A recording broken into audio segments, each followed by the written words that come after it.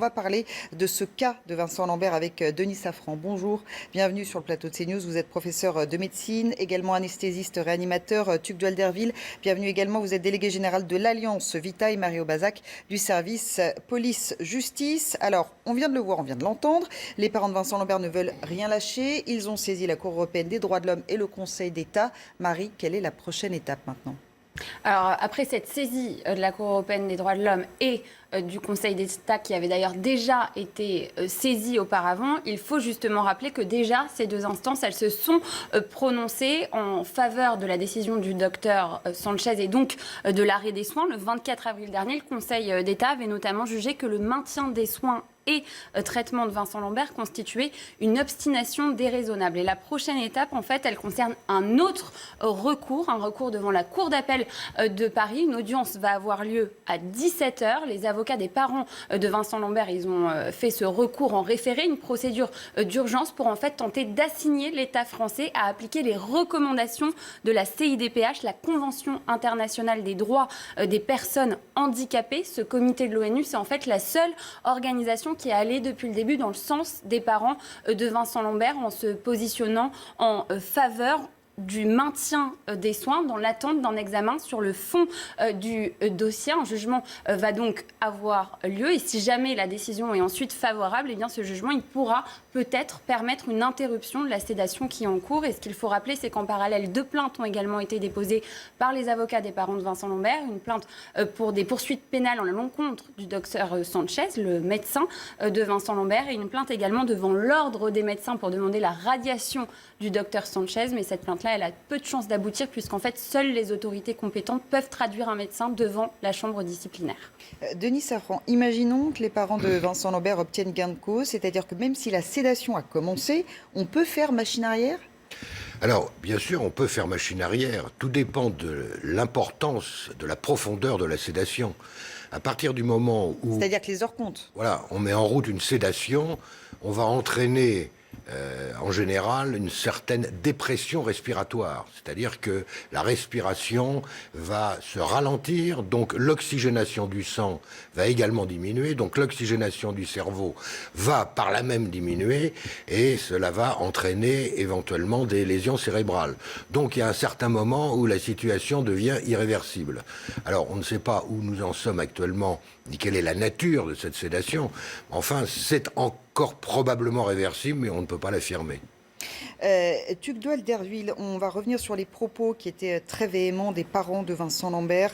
La mère de Vincent Lambert qui dit que tout simplement il s'agit là d'une euthanasie légale. Vous êtes d'accord avec son analyse ? Oui, d'un certain côté, oui, puisque, bon, en principe, quand ceux qui revendiquent l'euthanasie veulent faire entrer l'euthanasie dans un pays, ils soumettent cela à une maladie grave, à une fin de vie et à la demande expresse de la personne. Aucun de ces 3 critères ne sont réunis et on est déjà donc sur une brèche beaucoup plus lointaine. Vous ne diriez pas qu'il est en fin de vie ?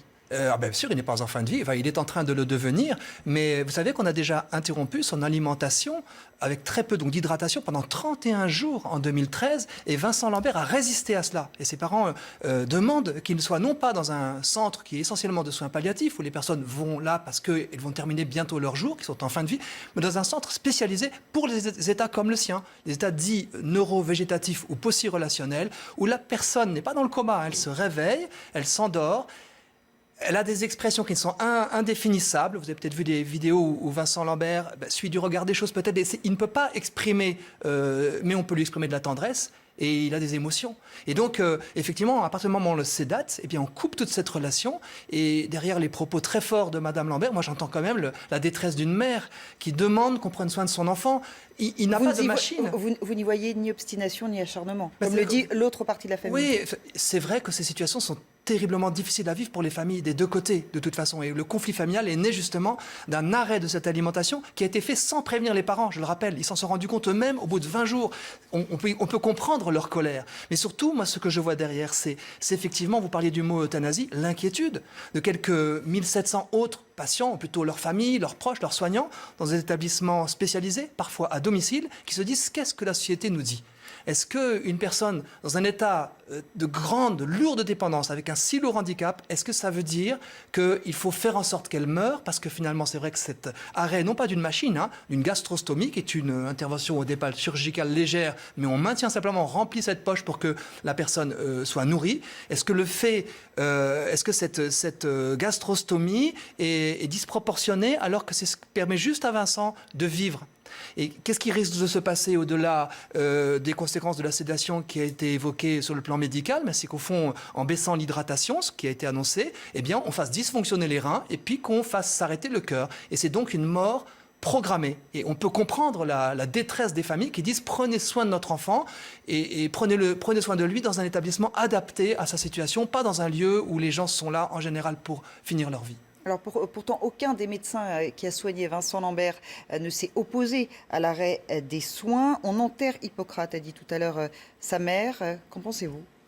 Bah écoutez, on enterre Hippocrate, si c'est vrai, il y a longtemps qu'on l'a enterré. Hein. Moi, je ne dis pas qu'on enterre Hippocrate.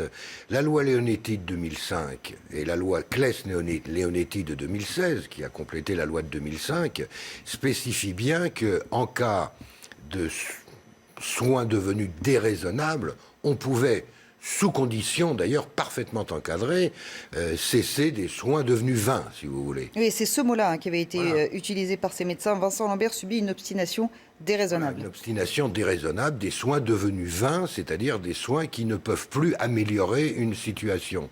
Alors évidemment, on est dans une situation un peu différente. Hein. Comme l'a dit monsieur tout à l'heure, nous ne sommes pas en fin de vie. Nous sommes dans une certaine vie, et c'est là qu'est tout le débat. Ce n'est pas quelqu'un qui est atteint d'un cancer, ce n'est pas quelqu'un qui souffre. Donc la question, je dirais, devient philosophique. Est-ce qu'il s'agit d'une vie qui mérite d'être vécue? Quel est le ressenti du patient? Est-ce qu'il ressent quelque chose? Est-ce qu'il ne ressent pas? Est-ce qu'il ressent à certains moments, pas à d'autres? On n'en sait rien. Donc, c'est une question qui n'est même plus médicale, qui est maintenant philosophique. Alors juste peut-être une phrase qui vous fera réagir tous les deux. François-Xavier Bellamy, tête de liste Les Républicains aux Européennes, s'est prononcé sur cette affaire Vincent Lambert. Pour lui, je le cite, il n'y a pas de vie indigne d'être vécue. Même une vie qui peut sembler inutile est une vie profondément humaine. C'est donc tout le débat de cette affaire Vincent Lambert. C'est vrai moi j'aimerais que le président de la République, dont on sait qu'il a un attachement pour les personnes porteuses de handicap, que Sophie Cluzel, qui est mère elle-même en tant que ministre d'une personne handicapée, rassure les personnes concernées par ces graves dépendances. Et il y a vraiment, c'est vrai, un enjeu de société. Et je pense que la France a choisi l'humanité vis-à-vis des personnes porteuses de handicap, avec ses institutions très spécialisées. Il y a aussi une circulaire en 2002 qui prévoit que dans ces situations, la personne puisse avoir de la kinésithérapie, de l'ergothérapie, de l'orthophonie, la mise au fauteuil, des sorties. Depuis 6 ans, il n'a plus rien de tout ça. Plus rien. Il est enfermé à clé dans sa chambre pour des raisons de sécurité liées au conflit que vous connaissez. Et donc nous nous disons, est-ce qu'il n'y a pas, et je reprends des paroles d'autorités très emblématiques, Marie de Henzel qui s'est encore prononcée, qui a fait rentrer la culture palliative en France, ce psychologue qui dit il n'y a pas de psychologues qui ont été interrogés sur cette situation. Il y a l'association des familles des grands traumatisés crâniens, 1500 familles, ils ont dit aussi leur inquiétude. Et puis des médecins, je pense je l'ai entendu hier à Reims, le professeur Xavier Ducrot, neurologue, qui a pu rencontrer Vincent et qui dit qu'il est en situation post-relationnelle, c'est-à-dire qu'il exprime des choses qu'on n'arrive pas à interpréter. Et tout cela plaide, je pense, en faveur d'une sorte de grâce pour Vincent Lambert. Surtout si les aidants de première ligne que sont ses parents sont prêts à l'accueillir, sont prêts à continuer de l'accompagner. C'est vrai que ce qu'on impose à cette femme, moi je trouve ça vraiment inhumain, de se dire que contre son avis, on l'a fait d'ailleurs dans son dos il y a 5 ans maintenant, on met fin à la vie d'un fils dont elle considère la dignité. Et c'est un choix de société majeur, bien sûr. Pour revenir à l'aspect législatif, peut-être avec vous, Marie Aubazac, si quelqu'un souhaite l'arrêt de ses soins lorsqu'il se trouve en fin de vie, si c'est l'un des projets qu'il veut inscrire, que prévoit la loi? Comment doit-on s'organiser?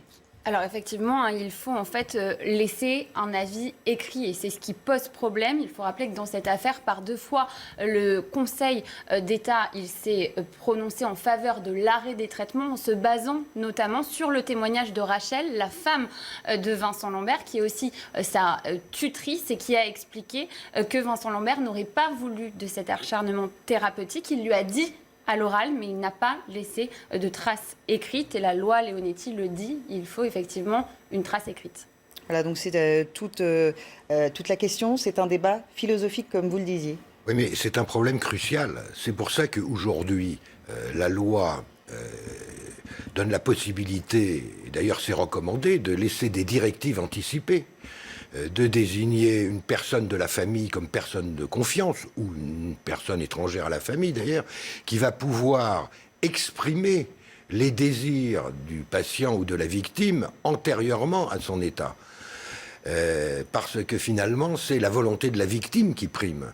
Et là, tout le débat a pu se développer parce que l'une dit que lui n'aurait pas souhaité que l'on fasse cet entre guillemets acharnement thérapeutique, et la mère ne l'entend pas de cette oreille. Et tout le débat vient de là. Il est évident que si ce patient avait laissé des directives anticipées, il n'y aurait pas eu de débat. Nous entrions à ce moment-là dans le cadre de la loi et il n'y aurait plus à débattre. Alors on va voir peut-être une réaction avant de reprendre ce débat, celle du pape François il y a quelques instants. Regardez ce que dit le souverain pontife. Prions pour ceux qui vivent dans un état de grave handicap, protégeons toujours la vie, don de Dieu, du début à la fin naturelle, ne cédons pas à la culture du déchet. Ce sont des mots très forts de la part du pape François. Le Vatican doit-il se mêler de ce genre d'affaires, selon vous ? Je pense qu'on a besoin d'autorité morale.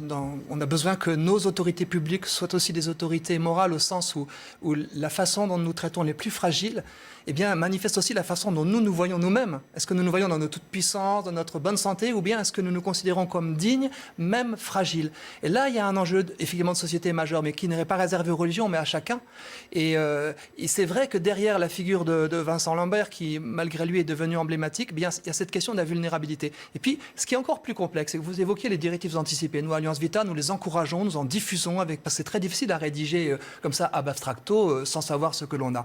Mais bien souvent, et j'en ai été témoin, des personnes qui, comme chacun d'entre nous, ne veulent pas se retrouver dans ces situations, lorsqu'ils se retrouvent dans des situations de dépendance, n'ont plus exactement le même avis par rapport à ce qu'elles avaient avant. Et donc, c'est très important aussi d'entendre, de renouveler sans cesse l'écoute de la personne qui peut tout à fait trouver des raisons de vivre mystérieuses. Vous savez, le grand... Oui, mais là, on est dans un cas où Vincent Lambert ne peut pas s'exprimer. Voilà. Effectivement. Mais donc, attention à ne pas... Il faut bien que quelqu'un tranche pour lui. Oui, mais moi, à ce moment-là, c'est l'aidant de proximité qui veut le protéger. Je dirais, pour moi, il y a une prime à celui qui demande sa protection, parce qu'il est prêt à s'impliquer auprès de lui.